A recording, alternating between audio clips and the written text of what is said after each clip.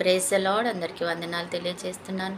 ఈరోజు దేవుడిచ్చినటువంటి వాగ్దానము 76వ దావీదు కీర్తన 9వ వచనంలో వ్రాయబడినట్టుగా, దేశంలో శ్రమ పొందిన వారిని రక్షించుటకై, న్యాయపు తీర్చుటకై దేవుడు లేచినప్పుడు భూమి వణికెను. దేవునికి మహిమ.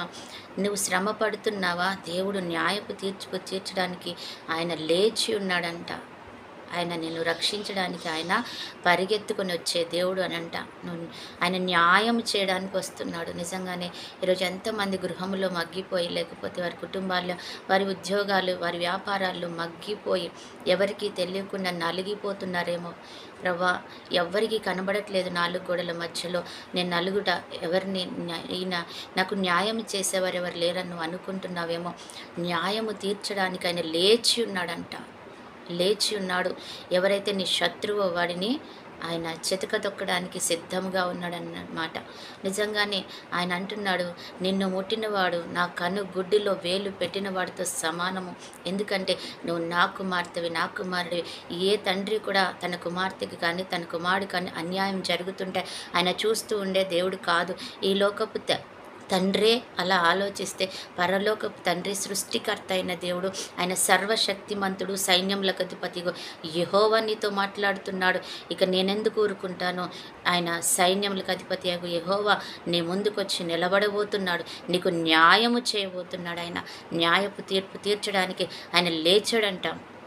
ఆయన లేచితే భూమి వణికిపోతుందంట. దేవుడు వస్తున్నాడు. దేవుడి భూమి మీదకి వస్తున్నాడు. దేవుడు ఇదిగో తనకి న్యాయం చేయడానికి, కార్యం చేయడానికి వచ్చేస్తున్నాడు. ఆయన భీకరమైనటువంటి ఆ రూపాన్ని చూసి భూమి వణికిపోతుంది. మరి శత్రువుకి ఏ రీతిగా ఉంటుందో జ్ఞాపకం చేసుకో. నువ్వు అనుకుంటున్న ఎవరు నాకు సహాయం చేసేవారు లేరు అని, కానీ నువ్వు నీ శత్రువుని దేవుని చేతికి అప్పగించు, ఆయన చూసుకుంటాడు. ఆయనే నీకు న్యాయము తీర్చే దేవుడు అని అంట.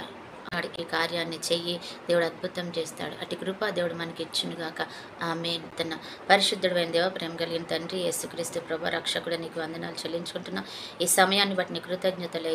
నిజంగానే మాకు న్యాయం తీర్చడానికైతే నువ్వు లేచి ఉన్నావు తండ్రి. ప్రభా, భూమిని వణికిపోతుంది ప్రభా నిన్ను చూసి, నీ శక్తిని పరాక్రమాన్ని చూసి. ప్రభా, మరి అట్టి కృప మాకు ఇచ్చినందుకే వందనాలు చెల్లించుకుంటూ, ఎవరైతే మరి కన్నీళ్లతో ఉన్నారు, దుఃఖంతో ఉన్నారు, వారి పరిస్థితులను బట్టి అయా న్యాయం చేయడానికి వచ్చిన దేవుడు న్యాయం చేసి తండ్రి వారి జీవితాలు అద్భుతం చేస్తున్నందుకే కృతజ్ఞతలు చెల్లిస్తుంది. దేని విషయంలో వారు కన్నీరు కురుస్తున్నారు, దాని విషయంలో తండ్రి అనారోగ్యమా తండ్రి ప్రభా, అలజడ, అయా అప్పుల సమస్యల తండ్రి, కుటుంబ సమస్యలు, ఆర్థిక సమస్య ఏదైనా కూడా దాన్ని న్యాయం చేయబోతున్నావు తండ్రి. నీకు వందన అటు అద్భుతాన్ని చేసినందుకే వందనాలు.